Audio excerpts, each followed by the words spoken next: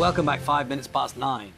In 2012, they formed as a band and were uploading covers to their YouTube channel. Go forward 5 years, and the Vamps' fourth album knocked Ed Sheeran off the #1 spot early this month. We are going to speak to Brad, Connor, James and Tristan in a moment. Morning, Good all. morning, all. Hello. How are you? I'm very well. How are you? You look very, very bright and sparky for this time in the morning.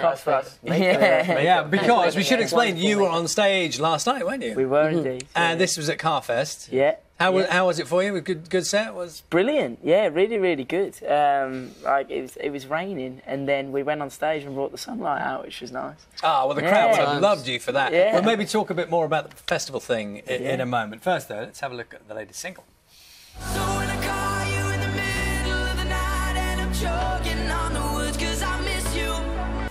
What's funny, listening to you guys, sometimes we have artists sitting here and they're watching themselves, they're quite anxious, and you always seem all very relaxed looking back at that stuff. Yeah, I think we've kind of come to terms with it. It's good fun to kind of see your music out there. It's very, very cool. It's a cool situation, man. Tell us about this album. Tell us about how it came through and how it compares to the last ones. This album, we really took time on it. We really took time specifically on the lyrics. I think it's quite different for this album. The first and second were, I wouldn't say rushed, but less focused on the kind of lyrics. And I guess we were less passionate, but we're even more passionate about this album. We've been working on it for 2 years. And we're very proud of it, and it was amazing that it went to number 1. So what will fans hear from this album then that's different from the others if you were more passionate and spent more time writing it? I think when we were, certainly when we were making our first album, we were sort of 16, 17-year-old boys, and now we're all in our 20s. Hopefully fans will be able to see a gradual progression, both musically but also personally as people. We've kind of been very lucky to do a couple of world tours since the first album, and hopefully that is reflected in the music. So, yeah, we'd like to think fans see the real us. You've got to be quite careful, though, haven't you, when you're writing or moving on, as to whether or not you keep your fans with you and also attract new fans as well. It's very important for us to appeal to the fans that were with us on the first album. But also, like any band, will want to expand and kind of like, get older fan base and even younger fan base than we already have. I mean, we played that festival yesterday and never seen so many dads in the audience. It was quite funny. It's quite interesting to see at this point where there's more people that wouldn't have been the fan of the Vamps in the first album that are fans now. That bad dad dancing? Was your eye drawn to anyone particularly? There was a man in a pink bob. He had a pink bob wig. Well, like a wig? Like a wig, okay. yeah, that he decided to put on.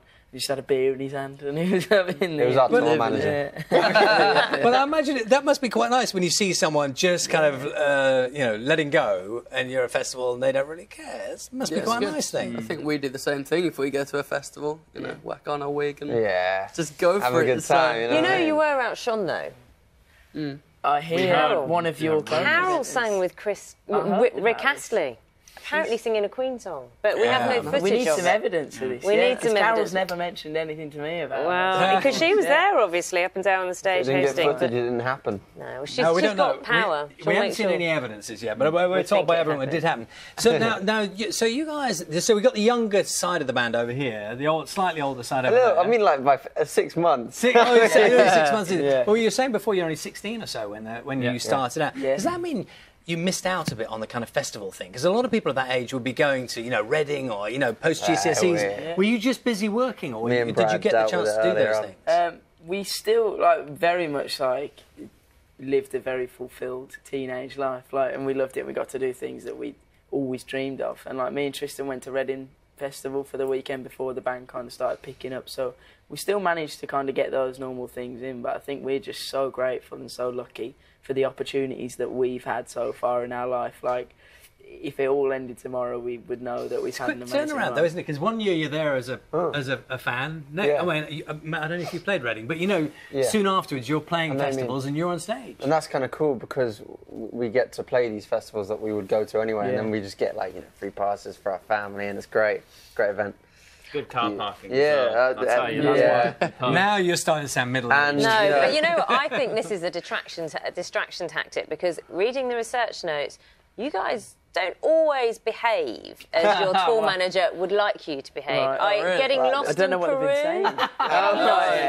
You know, the irony was I was the most lost in Peru because I went out for a day trip with our videographer Dean, and we ended up in a shanty town in the foothills of Peru, and we were chased by a pack of wild dogs. Genuinely, it was terrifying. And you didn't learn the lesson that just listen to what your tour manager says. Stay in your hotel, go to bed early. But I suppose it sounds like you take advantage, because some people say artists when they're on tour, they get no time to see the places they go to. You're on a world tour. I mean, there must be a bit of you young. You want to see things, don't you? You don't want to just go from a hotel to a gig and then leave again.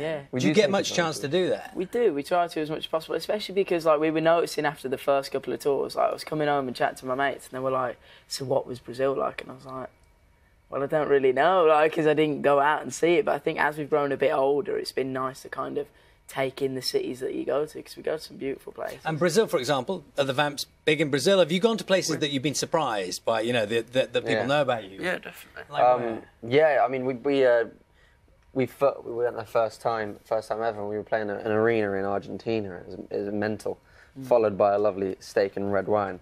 It's just crazy going to these places, and it's just a credit to the internet. It's such a powerful platform that is so international, and from day one, it gives the Vamps an advantage. You know, when we introduced you, Connor, we were saying that you knocked Ed Sheeran off the #1 spot. Who you know Ed Sheeran, and you've worked with people like Taylor Swift, and or supported Taylor Swift.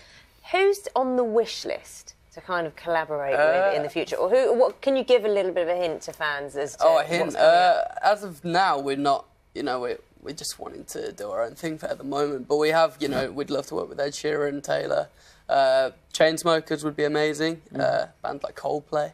And when you knock Ed Sheeran off #1 spot, which is quite an achievement, does a phone call happen? Does he call? Do you exchange any kind of... He doesn't call anymore, he doesn't text. He doesn't call, no. To be honest, I think he's quite happy after being there for 13 weeks or something ridiculous. Yeah, he's done all right. He's done very well. He was there long enough. It was just a credit to our fans, who got us to that #1 spot, because it was quite a hard battle to kind of get Ed off that #1 spot, but the family did it.